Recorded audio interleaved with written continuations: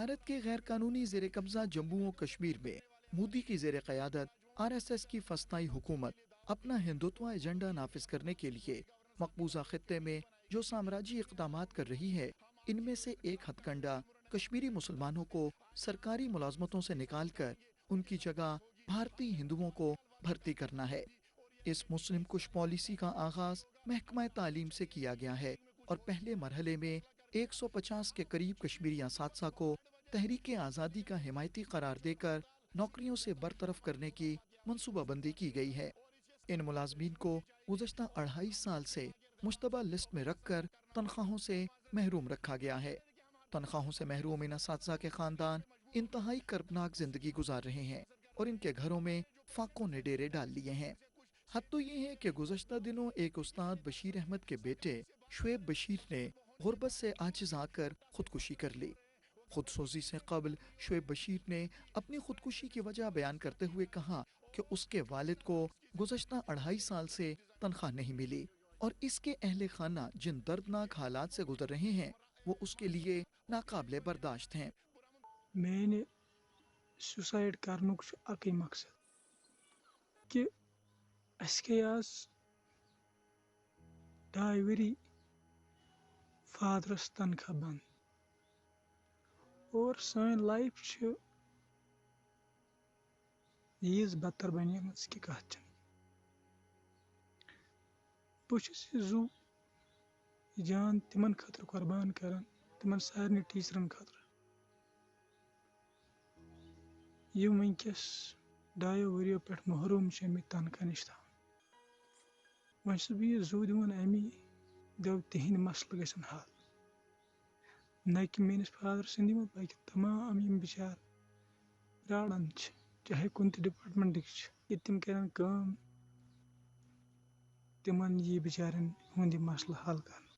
बशीर अहमद का कहना है कि उसके बेटे की खुदकुशी एक कत्ल है क्योंकि काबिज इंतजामिया ने 2.5 साल से उसकी तनख्वाह रोक रखी है, जिसके बायस वो और उसके अहले खाना फाका कशी पर मजबूर हैं।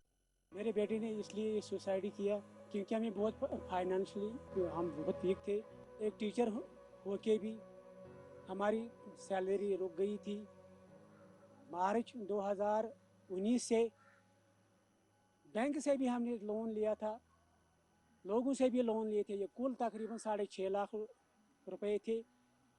हमारा कोई गुजारा नहीं था इसके अलावा, क्योंकि सारी जो इनकम थी वो सिर्फ हमारी सैलरी से थी, कोई और नहीं था।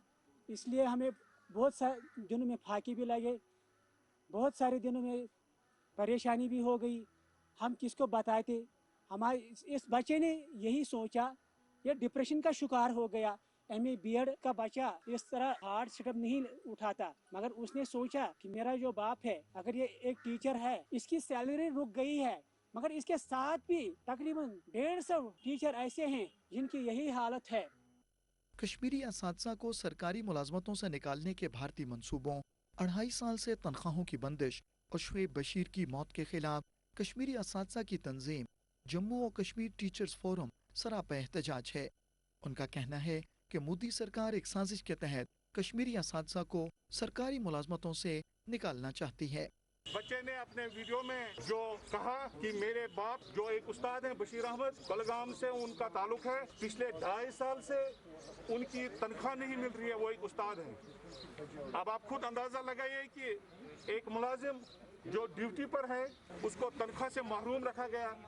और ये एक ही उस्ताद का मामला नहीं है, बल्कि यहाँ पर 149 असतिज़ा कराम ऐसे हैं जिनको पुलिस क्लियरेंस की बुनियाद पर यह कहकर उनकी तनख्वाहें रोकी गई कि पुलिस ने इनके खिलाफ एडवर्स रिपोर्ट दी है, जो बिल्कुल गलत है, सरासर बेबुनियाद है। 24 साल नौजवान ने जान दी है, उसके घर में खाने को कुछ नहीं है, हालात ने उनको मजबूर किया है। मेरी गुजारिश आपसे यह है कि आप इस पर फोकस रहें और उन हालात को जानने की कोशिश करें जिन हालात की वजह से ये सुसाइड कमिट हुआ है।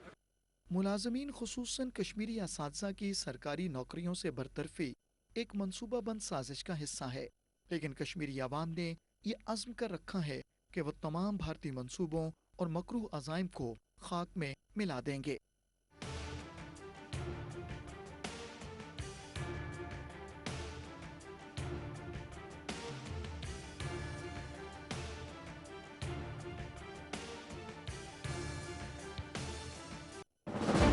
Article 370 and 35A।